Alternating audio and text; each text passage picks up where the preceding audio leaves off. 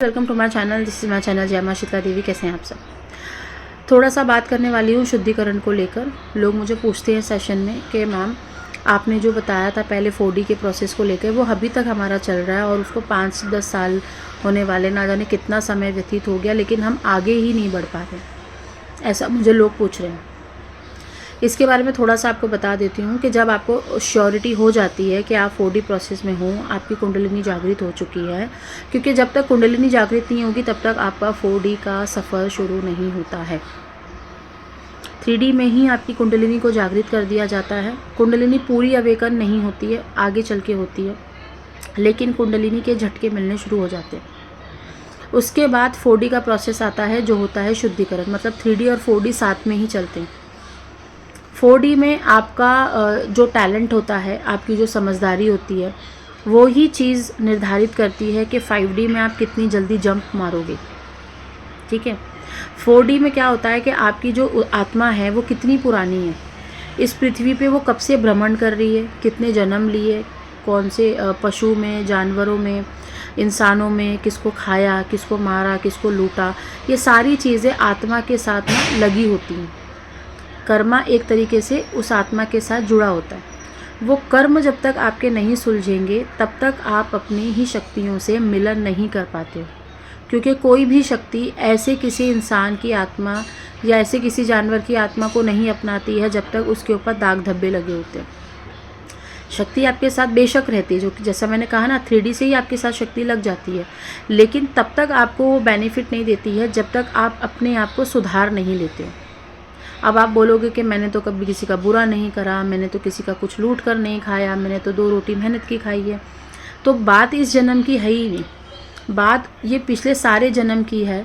क्योंकि आपको अगर शक्ति से जोड़ा जाएगा तो ये आपका लास्ट जन्म भी हो सकता है। क्योंकि जैसे ही आप शक्ति से जुड़ोगे, आपका जो मोक्ष का द्वार होता है, आपको फाइनल डेस्टिनेशन तक पहुंचाया जाता है, आपको उस देवी के चरणों में डाला जाता है और उसके बाद आपको ये बोला जाता है कि आपका मोक्ष कंप्लीट हो चुका है, अब आप इस जन कल्याण के एक हिस्सेदार हो गए हो, आप उस जगत जननी का एक हिस्सा हो गए हो। तो जब तक ज़रूरत नहीं पड़ेगी पृथ्वी पे तब तक आपको यहाँ पर नहीं भेजा जाता है। एंड इसी को कहते हैं मोक्ष, कि आप कंप्लीट मोक्ष प्रदान कर लो, आप वापस यहाँ पे जन्म और मृत्यु के चक्र से बाहर आ जाओ। तो जब तक आपकी कर्मा क्लीन नहीं होंगे, मोक्ष प्राप्त नहीं होगा। जैसे ही 4D में आओगे, आपको दुनिया भर की तकलीफ़ें मिलेंगी, आपको रिलेशनशिप में धोखा मिलेगा, बार बार एक्स्ट्रा मैरिटल अफेयर्स में भी आप फंस सकते हो अकेलापन समझ के। इस समय आपको भरपूर अकेलापन महसूस होगा। अगर आपके पति हैं तो आप पति के साथ झगड़े बहुत ज़्यादा हद तक बढ़ जाएंगे। पति के भी एक्स्ट्रा मैरिटल अफेयर्स हो सकते हैं, आपके भी हो सकते हैं। अगर आप पार्टनरशिप में हो, अगर आप रिलेशनशिप में हो, शादी नहीं हुई है, वहाँ पे तो दुनिया भर का दुख मिलेगा आपको। तो ऐसे में क्या करता है इंसान, अपने को खुश करने के लिए गलत चीज़ें करता है। तो यहाँ पे ये डिसीजन और ये टैलेंट आपका मार खा जाता है, जिसके वजह से जो 2 साल में आपका 4D का प्रोसेस कंप्लीट होने वाला था, उसको 6-6 साल लग जाते हैं, 7-7 साल लग जाते हैं और आपका उम्र निकलना शुरू हो जाता है। फिर वही वापस चीज़ें हो जाती है कि आप वापस जन्म लोगे। तो कभी भी ये चीज़ को आपको समझना चाहिए कि पहले एक चीज़ नोटिस करो कि आपकी कुंडलिनी अवेकन हुई है या नहीं। अगर आपकी कुंडलिनी अवेकन नहीं हुई है तो आपका 4D प्रोसेस नहीं शुरू हो सकता। अगर आपकी कुंडलिनी अवेकन हुई है तो बहुत हद तक चांसेस हैं कि आप 4D के प्रोसेस में आने ही वाले हो। ठीक है। और अगर आपको ऐसा लग रहा है कि मेरा 4D का प्रोसेस ख़त्म ही नहीं हो रहा है, मैं शुद्धिकरण मेरा कितना चलेगा, कब तक चलेगा, आगे चल के मैं शक्तियों से कब जुड़ूंगी, मुझे कुछ मालूम ही नहीं पड़ रहा है, तो दैट इज़ द रीज़न कि आप कहीं ना कहीं गलती कर रहे हो। कहीं ना कहीं आपने क्या करा है, आपने और भी ज़्यादा अपने कर्मा को ख़राब कर दिया है शुद्धिकरण में। शुद्धिकरण में बेसिकली करना क्या होता है, शांत रहना होता है, अपने काम से काम रखना होता है। अगर आपके लॉसेस हो रहे हैं, इन्वेस्टमेंट मत करो उस समय। आपको अगर ऐसा लग रहा है कि मेरी जॉब जा सकती है या जॉब जा रही है, जॉब खतरे में है, तो आप चुपचाप अपनी नौकरी करो। फैमिली में अगर डिस्प्यूट हो रहे हैं, फैमिली में लड़ाई झगड़े हो रहे हैं, फैमिली वाले आपके साथ बिहेव अच्छा नहीं कर रहे, शांत रहो। क्योंकि उस समय अगर आपने कोई एक चीज़ गलत कर दी तो आपको वापस रिजॉल्व करना पड़ेगा वो कर्मा। फिर उसमें हो सकता है महीना लग जाए, 15 दिन और एक्स्ट्रा लग जाए। तो इसीलिए जब भी आप अपने मुंह से गाली देते हो, बेसिकली शुद्धिकरण प्रोसेस में, अगर जब भी आप कोई गलत कर्मा करते हो तो आपके ऊपर भार चढ़ता है। ठीक है, वो भार आपको फिर चुकाना पड़ता है, जिसकी वजह से आपका जो 5D 6D तक का लेवल है वो स्लो डाउन हो जाता है। शक्ति आपको महसूस कराई जाएगी, 3D में 4D में आपको शक्ति महसूस कराई जाएगी, आपको सपने आएंगे। अगर आप माँ काली के भक्त हो या माँ काली का अंश है आपके अंदर, या हनुमान जी का है या शिव जी का है, कोई भी देवी देवता का अगर आपके अंदर अंश है तो उसके सपने आपको रिपीटेडली दिखते हैं। 3D में भी 4D में भी। आपको 4D में सोने नहीं दिया जाता, आपको 3 बजे के बाद जगा दिया जाता है, आपकी नींद पूरी नहीं होती है, दिन भर आप एकदम खोए खोए घूमोगे, आपको पूरा दिन ऐसा लगेगा कि मेरा बहुत ज़्यादा हैवी दिन जा रहा है, कहीं से कोई खुशी की न्यूज़ नहीं आएगी, कहीं से जो तुम्हारे दोस्त थे वो तुम्हें छोड़ देंगे, जहाँ तुम्हारे अपने खुद के रिश्ते थे वो तुमसे दूर जाना शुरू कर देंगे। मेरा बेसिक सा कहने का मतलब ये है, 4D प्रोसेस तभी कंप्लीट होता है जब आप अकेले में रह के अपने आप की सारी चीज़ों को सुधारते हो।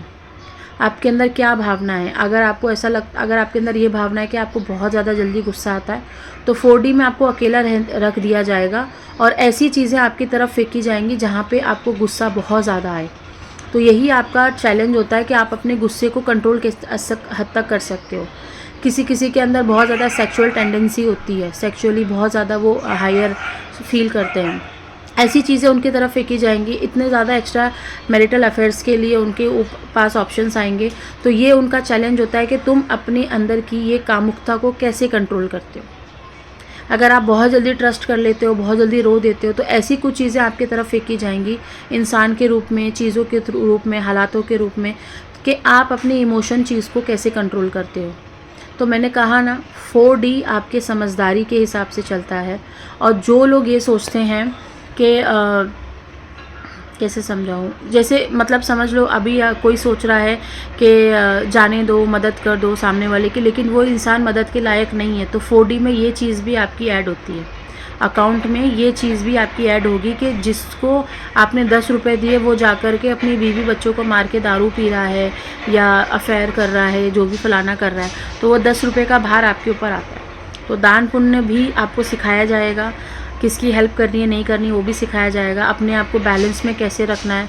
बैलेंस में आप हो जाओगे ना, फिर भी आप 4D में तोड़ोगे, सारी चीज़ें तोड़ोगे। मतलब जैसे ही आपको एक यूनिवर्स आपको मैसेज देना शुरू करेगा, तो फिर से आप अपनी सारी चीज़ों को फिर तोड़ना शुरू कर दोगे, जितना आपको उन्होंने तैयार करा, फिर से आपको वापस 4D प्रोसेस में डाल देंगे। ये बात हमेशा ध्यान रखना। ऐसा नहीं है कि आप एक बार 5D में आ गए, शक्तियों से आपका मिलन होना शुरू हो गया, शक्तियों से बात होनी शुरू हो गई, 6D में आ गए, 7D में आ गए, लेकिन अगर उसके बाद अगर आप वापस से वही गलती करोगे जो सुधार कर आपको 5D 6D में फेंका गया है, वापस से आपका 3D 4D का प्रोसेस फिर शुरू हो जाएगा। मतलब कुंडलिनी को वापस गिरा दिया जाएगा, आपके चक्रों को बंद कर दिया जाएगा, फिर से वही लोग जो आपको जीवन में परेशान कर रहे थे फिर आ जाएंगे। जितने भी कार्मिक रिश्ते हैं, पिछले जन्म में आपने किसी का पैसा लूट के खाया था, वही आदमी दूसरे रूप में इस जन्म में आके आपका पैसा लूट के लेके जाएगा। इसलिए कहा जाता है कि कभी भी आप कितने भी बड़े हो जाओ, कितने भी सक्षम हो जाओ, आपका डिसीजन ही आपको बड़ा बनाता है। यहाँ पे पैसा, हालात, सब कुछ देखना पड़ता है। ऐसा नहीं है कि सिर्फ आप एक ही चीज़ देखोगे, अपने आप को, खुद को। आपको हर चीज़ देखनी पड़ेगी कि आपके अंदर कहीं अहंकार तो नहीं आ रहा, कहीं आपके अंदर वापस से बेफिजुल की गुस्सा तो नहीं उत्पन्न हो रहा, वापस से आपको किसी की गलत करने की इच्छा तो नहीं पैदा हो रही, वापस से आपको कुछ गलत तो नहीं करना है। मतलब कहना का ये मतलब है कि प्रकृति आपको एक एक चीज़ पे नोटिस करेगी, एक एक चीज़ पे, एक एक पग पे आपकी परीक्षा लेगी। अगर वो परीक्षा में आप पास हो जाते हो, आप आगे फॉरएवर पड़े रहोगे, पीछे आओगे ही नहीं। लेकिन जैसे ही आपने एक गलत डिसीजन लिया, वापस आप 3D में आ जाओगे, तंत्र मंत्र होने लग जाएगा, नेगेटिव एनर्जी का अटैक होने लग जाएगा, नेगेटिव थॉट का अटैक होने लग जाएगा, बीमारियाँ आपको जकड़ ली जाएंगी, क्योंकि 4D में होता यही है। जितनी भी नेगेटिव एनर्जीज़ होती है आसपास, उनका अटैकिंग होना शुरू हो जाता है, बीमारी लगनी शुरू हो जाती है, सारे कर्मा रिलीज़ होने लगते हैं, मेंटल सिकनेस होने लगती है, डिप्रेशन होने लगता है, अकेलापन लगता है, एंजाइटी होती है, रोना आता है, तड़पना आता है, चिल्लाना आता है, गुस्सा आता है। 4D में ये सारी चीज़ें होती है। अब ये आपका टैलेंट होना चाहिए कि इसको किस तरीके से एक्सप्रेस करके बाहर निकालना है। ठीक है, शुरू में नो डाउट आप कंट्रोल नहीं कर पाओगे, आप चिल्लाओगे, आप गालियाँ दोगे, गुस्सा करोगे, फ्रस्ट्रेशन निकालोगे। बस इसमें ये चीज़ ध्यान रखना कि आप थोड़ा एडिक्शन में मत जाइएगा, एडिक्शन में जाने से बचना। क्योंकि ये चीज़ें एडिक्शन में बहुत जल्दी लेकर चली जाती हैं। तो इस चीज़ को लेकर के थोड़ा सा बचना है, एडिक्शन में मत जाइए। बाकी यूनिवर्स अपना काम करता ही है, प्रकृति अपना काम करती ही है। जिसको आगे बढ़ाना है वो नो डाउट बढ़ेगा ही बढ़ेगा। और जो खुद ट्राई कर रहा है कि नहीं मैं इस लाइन में आना है, तो वो भाई ट्राई ही करे। तो आई होप आपको चीज़ें समझ में आ रही होंगी। 4Ds के प्रोसेस से बाहर निकल पाना हर किसी के बस की बात नहीं है। जिसके ऊपर माता रानी का हाथ है, जिसके ऊपर माता का अंश है, जिसके ऊपर प्रभु का अंश है, वो ही निकल सकते हैं। हर किसी के बस का नहीं है, मैं बार बार कहती हूँ। और इसमें आप ट्राई करने की कोशिश भी मत करिए, क्योंकि इतनी हद तक हमें ताकत लगती है, इतनी हद तक हमारे पास एनर्जी होनी चाहिए, इतनी हद तक हमारी क्षमता होनी चाहिए कि हम उन चीज़ों से लड़ सकें। ठीक है, और लड़ना उसी के लिए पॉसिबल है जिसने पहले ही बहुत पहले अपने जन्म में साधना वगैरह की हो, ताकि वो ही साधना इनको 5D तक लेकर जाए, 4D के प्रोसेस से निकाल के। ठीक है, टिल देन बाय।